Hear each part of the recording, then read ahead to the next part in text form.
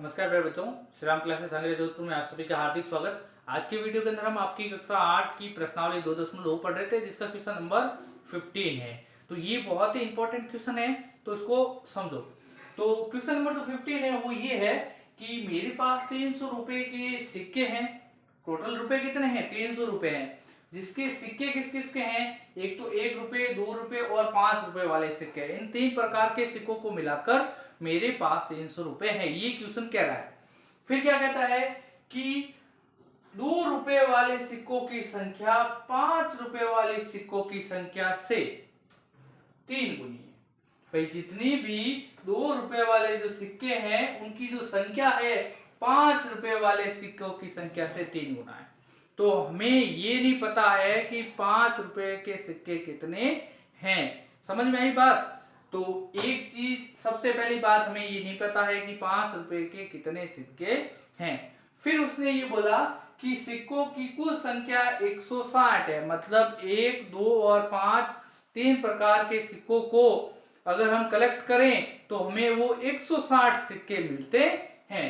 फिर उसने ये बोल दिया तो मेरे पास प्रत्येक प्रकार के कितने सिक्के आप याद करो, मतलब 1 रुपए का कितना है, 2 रुपए का कितना है और 5 रुपए का कितना है। तो सबसे पहली बात उसने क्या कही कि मेरे पास कुल रुपए कितने हैं? 300। तो ये लिख दो सबसे पहले। तो हम लिखेंगे मेरे पास कुल रुपए बराबर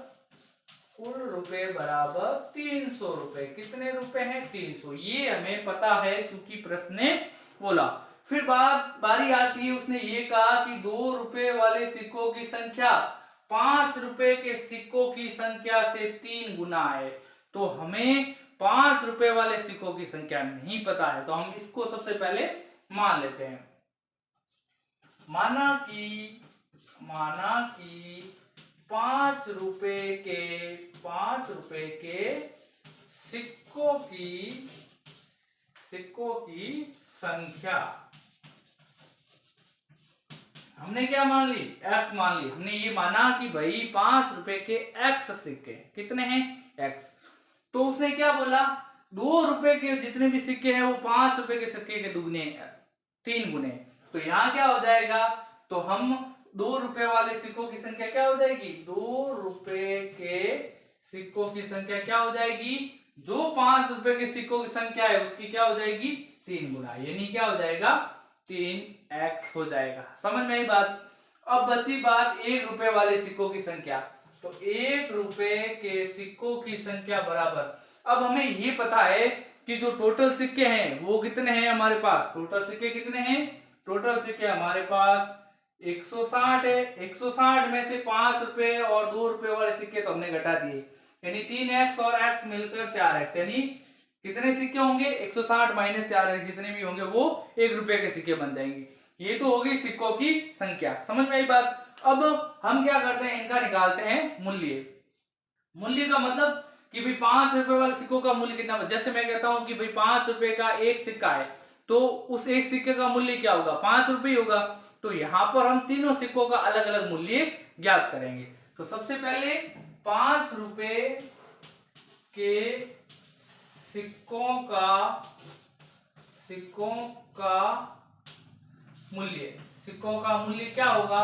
अगर एक सिक्के का मूल्य 5 रुपए होता है और अगर उसको हम कुल सिक्कों से गुणा करेंगे तो हमें कुल सिक्कों का मूल्य प्राप्त होगा। तो कुल सिक्के कितने हैं?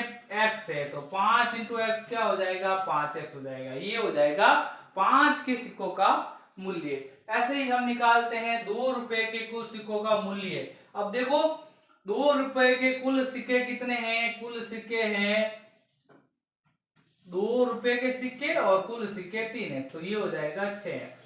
समझ में आई? ऐसे ही हम निकालेंगे 1 रुपए के सिक्कों का मूल्य। ये तो था 2 रुपए का, अब लिखते हैं 1 रुपए का सिक्कों का कुल मूल्य क्या हो जाएगा? 1 इंटू 1 के जितने भी सिक्के हैं उनका मूल्य, तो क्या हो जाएगा? 160 माइनस 4x। समझ में आई बात? ये तो हो जाएगा इनका मूल्य। अब देखो 5x के सिक्कों का मूल्य है, फिर ये 2 है, ये 5 के सिक्कों का मूल्य, ये 2 के सिक्कों का मूल्य। ये एक के सिक्कों का मूल्य है। अगर हम इन तीनों को जोड़ दें, इन तीनों का जो मूल्य है इनको जोड़ दें, वो किसके बराबर होगा? जितने मेरे पास पैसे होंगे। आई बात समझ में? यानी कि ये 5x, 6x और 160 माइनस 4x किसके बराबर है? ये बराबर है जो मेरे पास कुल रुपए है उसके बराबर, यानी ये 300 के बराबर है। चलो इसको हम करते हैं।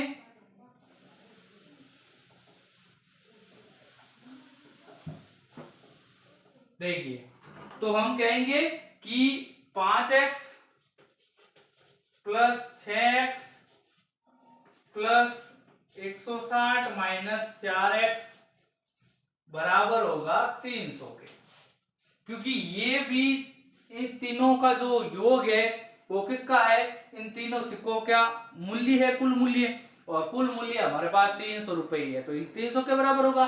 चलो हम इसको सॉल्व करते हैं। 5 और 6 हो गए 11, 11 में से 4 जाएंगे तो कितने बचेंगे? 7, यानी 7x प्लस का 160 बराबर 300 के। तो यहां पर क्या हो जाएगा? 7x बराबर हो जाएगा 300 माइनस 160, तो 7x बराबर हो जाएगा 300 में से 160 घटाओ 140 बचेगा। कितना बचेगा? 140। तो यहां पर हम इसको सॉल्व कर लेते हैं, तो x बराबर क्या हो जाएगा? x बराबर हो जाएगा 140 बटा 7। ये 7 x के गुणा में था, बराबर के इस तरफ में चला गया तो वो चला गया भाग में, तो x बराबर हो गया 7 दूनी 14, पीछे का 1 0, यानी x बराबर क्या आया हमारे पास? x बराबर हमारे पास आया 20, यानी जो x का मान है वो है 20। हमने क्या माना था? 5 रुपए वाले सिक्कों की संख्या को क्या माना था? x माना था। जो x का मान आया वो क्या होगा? 5 रुपए वाले सिक्कों की संख्या होगी। तो आप इन लाइनों को वापस रिपीट करेंगे, तो आप क्या लिखोगे? इन्हीं को मैं सैम लिख लेता हूं, बाकी कुछ रिपीट करने की जरूरत नहीं है। जैसे आपको यही बताना था इन सबके जो मान, देखो जो x का मान होगा वो 5 के सिक्के होंगे, तो x का मान 20 आया, मतलब 5 5 के कितने सिक्के होंगे? 20 सिक्के होंगे। समझ में आई बात? अब 2 के सिक्के क्या है? वो 5 के सिक्कों से 3 गुना है, तो इन 3 इंटू 20, 3 इंटू 20 क्या होता है? 60, यानी 2 के कितने सिक्के हैं? 60 सिक्के हैं। फिर जो 1 रुपए का सिक्का है वो 160 माइनस 4x के बराबर, तो 160 का तो ये 160 हो गया, माइनस 4 इंटू क्या हो जाएगा? 20, यानी 160 माइनस 80, यानी 80, यानी 80 सिक्के हैं वो किसके हैं? वो 1 रुपए के। तो आप इनको जोड़ के देख लो, 80, 60 और 20, देखो 20 और 60 हो गए 80, 80 और 80 हो गए 160। प्रश्न में हमें बोला था कि भाई जो कुल सिक्के हैं वो 160 है। तो इस प्रकार से हमने तीनों सिक्कों की संख्या ज्ञात करी। प्रतियोगिता के अंदर आयोजकों ने तय किया कि प्रत्येक विजेता को 100 रुपए और अन्य जो विजेता को छोड़कर जो बाकी विजेता हैं उनको 25 रुपए, प्रत्येक अन्य विजेता को 25 रुपए देने का निर्णय लिया। समझ में आई बात? फिर उन्होंने ये कह दिया कि भाई उन सबको मिलाकर 3000 रुपए दिए जाते हैं। अब विजेता को, अन्य विजेता को, सबको मिलाकर 3000 रुपए देने हैं, हमें इतने ही है हमारे पास।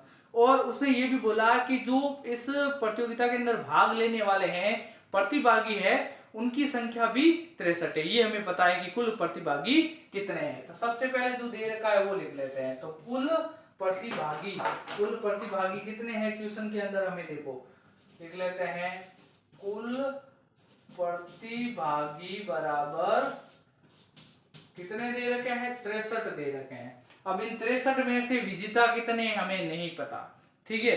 तो हम मान लेते हैं, सबसे पहले माना कि विजेताओं की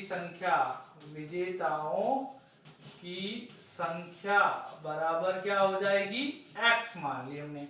कि भाई मैं ऐसे कहूं कि मेरे पास 50 रुपए, ठीक है, मेरे पास 50 रुपए हैं, और ऐसे कहूं कि मेरे पास 10 रुपए के कितने नोट है वो मुझे नहीं पता। समझ में आई? तो इसी प्रकार से इस क्वेश्चन के अंदर ये है कि टोटल जो भाग लेने वाले हैं वो तो है 63। अब 63 में से विजेता कौन है, कितने विजेता है, ठीक है, जीतने वाले कितने वो नहीं पता है। तो वो अगर x है तो पीछे क्या बचे? तो 63 में से जीतने वाले को घटाएंगे, यानी 63 में से x घटाने पर आएगा। तो लिखेंगे अन्य विजेताओं की संख्या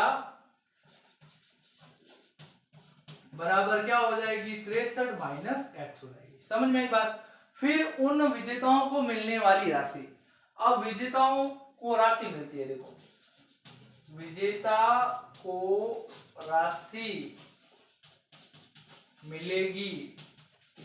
अब विजेताओं की राशि, एक विजेता को 100 रुपए मिलते हैं, तो कुल कितने x है, तो कुल को कितने रुपए मिलेंगे 100 इंटू एक्स, यानी 100x रुपए मिलेंगे कुल विजेताओं को। इसी प्रकार से अन्य विजेताओं को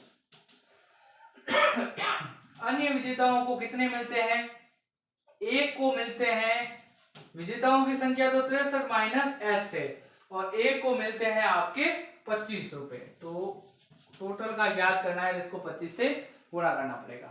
अब यहाँ पर एक चीज बात है कि इसको और इसको मिला दूं तो कुल राशि ही आएगी, कि ये तो विजेताओं को मिलने वाली कुल राशि है और अन्य विजेताओं को मिलने वाली कुल राशि, और दोनों को मिलाकर जो मिलने वाली राशि है इसको और इसको जोड़ने पर आएगी।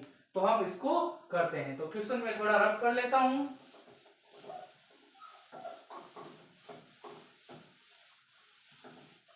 अब क्वेश्चन कह रहा है उसके अकॉर्डिंग कर रहे हैं, तो हम लिखेंगे प्रश्नानुसार। अब देखो इसको और उसको मिलाने से कुल राशि बनती है, यानी 100x प्लस, यानी जोड़ना 63 माइनस एक्स इंटू 25, और कुल राशि हम जानते हैं कि 3000 रुपए ही हमें देने हैं। तो यहां देखो इसको सॉल्व कर लेते हैं, 100x का तो ये 100x हो जाएगा, 63 को आप 25 से गुणा कर दो, 25 से गुणा करके देखो क्या आता है, 63 इंटू 25 करो, 5 3 15 हासिल 1, 6 5 30 ने 31, 3 दूनी 6, 6 दूनी 12, तो ये हो जाएगा आपके 5 7 5 1, यानी 1575। ये कितना आया हमारे पास टोटल, ये आया 1575। तो ये प्लस का है, ये भी प्लस का है, ये संख्या भी आएगी प्लस की 1575। 25 को x से किया तो ये हो गया 25x बराबर में 3000 का 3000। 100x प्लस का 25x माइनस का तो घट जाएगा, तो ये हो गया 75x, पीछे बचा प्लस का 1575 बराबर 3000। अब मैं कर देता हूं 1575 का पक्षांतर बराबर के इस तरफ में जाएगा, तो ये हो जाएगा माइनस का 1575। 1575 अब माइनस का है, घटा दो, तो 75x बराबर क्या हो गया 3000 में से 1575 घटाओ, ये 3000, ये 1575, 10 में से 5 गया 5, 9 में से 7 गया 2, 9 में से 5 गया 4, 2 में से 1 गया 1, 1425, कितने बचे 1425 बटा, देखो अब x बराबर क्या हो जाएगा 1425 बटा 75, गुणा में था बराबर के इस तरह में गया तो भाग में। अब दे दो इसके अंदर इसका भाग। अब देखो 75 इंटू 75 होता है 750, 75 को 10 से गुणा करोगे 750 आएगा, 20 से करोगे तो 750 और 750 होते हैं 1500, तो 1500 से कम है। अगर 1500 में से देखो 20 से गुणा करने पर आता है 1500, अगर 75 घटा देते हैं 1500 में से तो 1425 आता है, यानी 19 बार जाएगा भाग, तो भाग 19 बार गया। x क्या माना था हमने विजेताओं की संख्या, तो इसका मतलब विजेताओं की संख्या कितनी है 19 है। अब 19 को छोड़कर बाकी वाले अन्य विजेता हैं, प्रश्न के अंदर हमें सिर्फ विजेताओं की संख्या ही पूछी